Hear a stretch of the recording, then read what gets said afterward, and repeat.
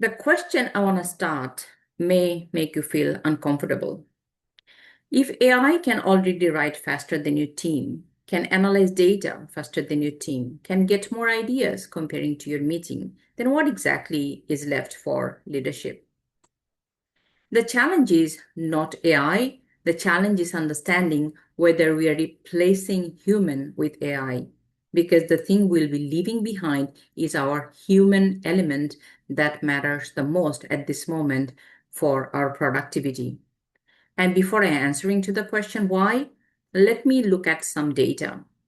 According to the Digital Transformation Agency in Australia, the recent AI policy updates are mostly focusing on strengthening the responsible use, accountability, and risk-based AI governance. At the same time, we also can look at KPMG's survey in recent time in April 2023, which says that 31% Australian businesses are prioritizing on AI governance, comparing to 26 in globally.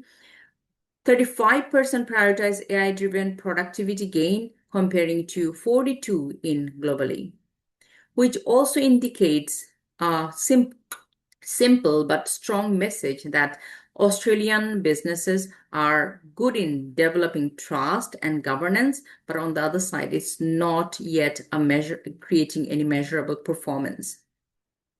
So that is the reason why I want to go back to the question that I lead, like why human elements matter most in AI-enabled workplace.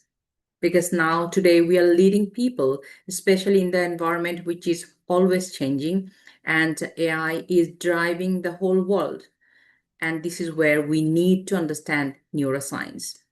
Because we need to know the foundational understanding of the way human brains works. Because the human brain is screening the environment 5 times a second. It screens the environment to detect whether this environment is a threat or reward. And based on that, we activate our prefrontal cortex, which is our executive functional or thinking brain, based on which we can perform our best decision making, strategic thinking, creative thinking, logical reasoning, etc. But when we activate a threat state, our amygdala get aroused, and as a result, we lose the control of our prefrontal cortex. Because when we see there is a threat of our status by using AI, there's a threat of our certainty, there's a threat of losing our autonomy, we immediately start thinking less productive. Yes, to some extent, we have also found that AI, by using AI, when we get the immediate result, it can give us a dopamine, which activate our reward center, which motivates people to drive. But on the other side, we can also see if we can get it very easily just on my screen, it stops us to move, it stops us to pursue, to do, to take some action. As a result, yes, we are using AI for using it for more information generation, but is it a quality information we are generating by using AI? So the hidden risk we are leaving behind is the speed of AI is actually shrinking our cognitive depth. And we need to also understand AI is designed or programmed to capture more attention, to reinforce what we are already agreeing with, so that we can keep using the AI, because it is also a business. And when we do that, it gives us a reward feeling. And when we have that feeling, we get the feedback, which also cause a bias in our brain before we make any decision or choices.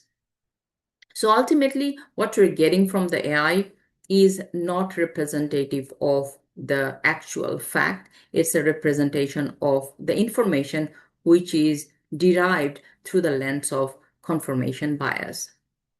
And the way we can ignore it is our shift to understand looking at AI as a system, not as a solution. Understanding that we are using AI that will work as a system, which will save your stress, time, energy, money, and sanity, which is a short form of system here, not in other way around.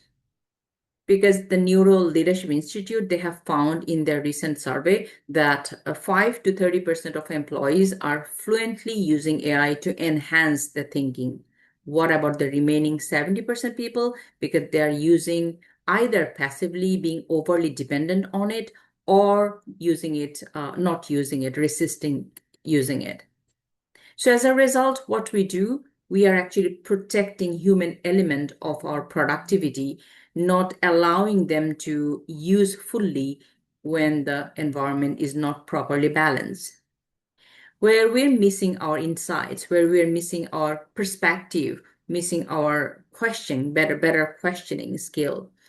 As a result, we're not creative enough. We're not connecting with people enough. We are not connecting different part of our brain, logical, emotional, or intuition brain, so that we can come up with the best idea. We are not making decision which is conscious enough, and which we are causing the maximum problem is a threat for using our human element to bring out the best in the workplace. The solution is simple. We need to practice metacognition at work. What does it mean? It means understanding the way we think and questioning what we think so that we can reason what we want to know. We can look beyond what we want to understand, and we can stay curious and creative where we need to be focusing on.